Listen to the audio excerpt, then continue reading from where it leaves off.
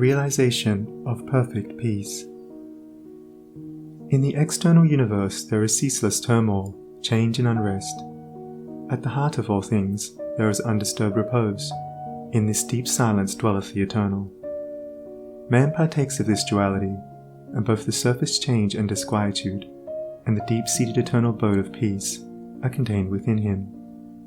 As there are silent depths in the ocean which the fiercest storm cannot reach, so there are silent, holy depths in the heart of man which the storms of sin and sorrow can never disturb. To reach this silence, and to live consciously in it, is peace. Discord is rife in the outward world, but unbroken harmony holds sway at the heart of the universe. The human soul, torn by discordant passion and grief, reaches blindly toward the harmony of the sinless state, and to reach this state and to live consciously in it is peace. Hatred severs human lives, fosters persecution, and hurls nations into ruthless war.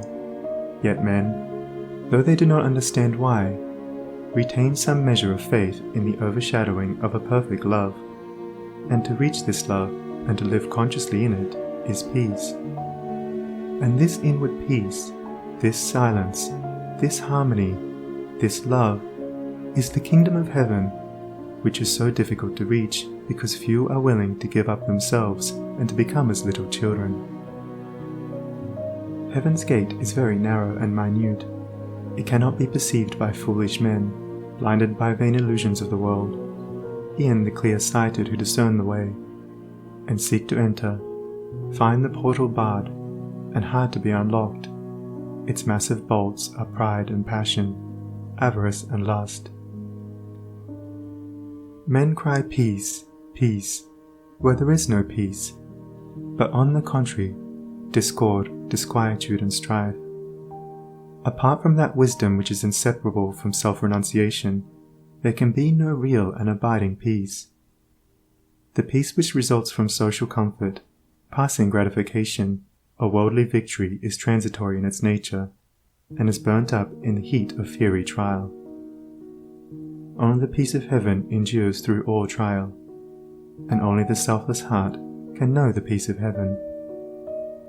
Holiness alone is undying peace. Self-control leads to it, and the ever-increasing light of wisdom guides the pilgrim on his way. It is partaken of in a measure as soon as the path of virtue is entered upon, but it is only realized in its fullness when self disappears in the consummation of a stainless life.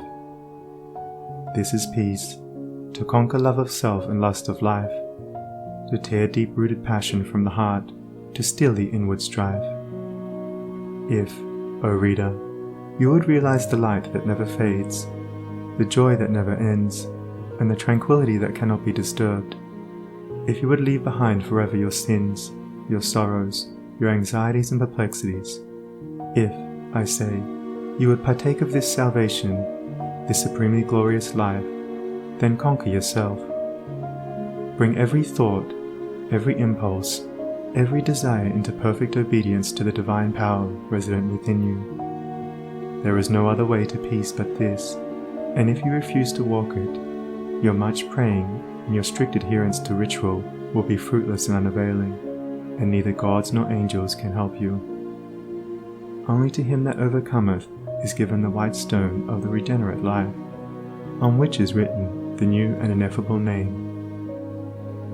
Come away, for a while, from external things, from the pleasures of the senses, from the arguments of the intellect, from the noise and the excitements of the world, and withdraw yourself into the inmost chamber of your heart, and there, free from the sacrilegious intrusion of all your selfish desires, you will find a deep silence, a holy calm, a blissful repose, and if you will rest there a while in that holy place, and will meditate there, the faultless eye of truth will open within you, and you will see things as they really are.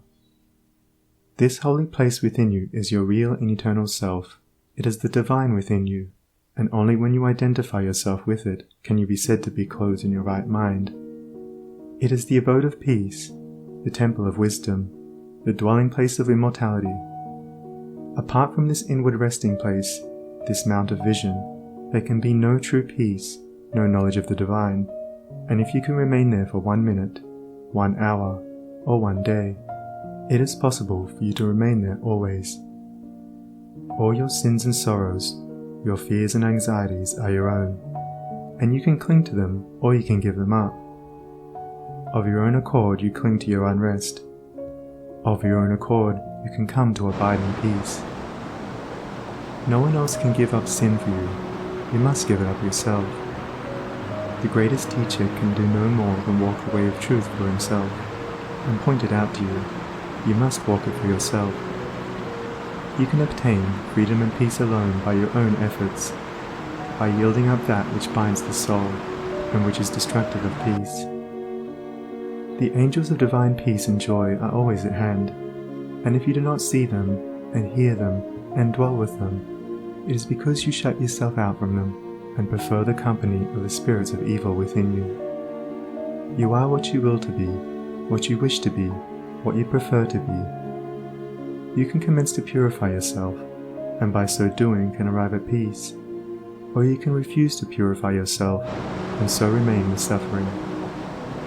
Step aside, then, come out of the fret and fever of life, away from the scorching heat of self, and enter the inward resting place where the cooling airs of peace will calm, renew, and restore you.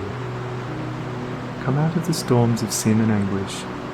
Why be troubled and tempest-tossed when the haven of peace, of God, is yours?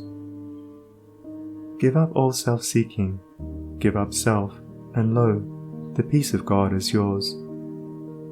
Subdue the animal within you, conquer every selfish uprising, every discordant voice, transmute the base metals of your selfish nature into the unalloyed gold of love, and you shall realize the life of perfect peace. Thus subduing, thus conquering, thus transmuting, you will, O reader, while living in the flesh, cross the dark waters of mortality, and will reach that shore upon which the storms of sorrow never beat, and where sin and suffering and dark uncertainty cannot come. Standing upon that shore, holy, compassionate, awakened, and self-possessed and glad with unending gladness, you will realize that never the Spirit was born, the Spirit will cease to be never. Never was time it was not, end and beginning are dreams. Birthless and deathless and changeless remaineth the Spirit forever. Death hath not touched it at all, dead though the house of it seems. You will then know the meaning of sin, of sorrow, of suffering, and that the end thereof is wisdom, will know the cause and the issue of existence, and with this realization you will enter into rest, for this is the bliss of immortality, this is the unchangeable gladness, this the untrammeled knowledge, undefiled wisdom, and undying love, this, and this only, is the realization of perfect peace. O thou who wouldest teach men of truth, hast thou passed through the desert of doubt? Art thou purged by the fires of sorrow?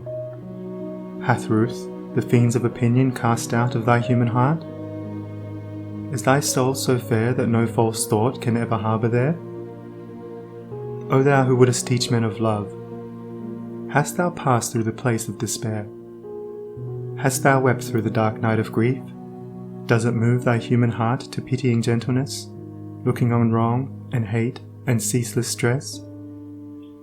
O thou who wouldest teach men of peace, hast thou crossed the wide ocean of strife? Hast thou found on the shores of the silence release from all the wild unrest of life? From thy human heart hath all striving gone, leaving but truth and love and peace alone? End of Chapter 7. Recording by Sunny Abdullah. sonnie.org. End of The Way of Peace by James Allen.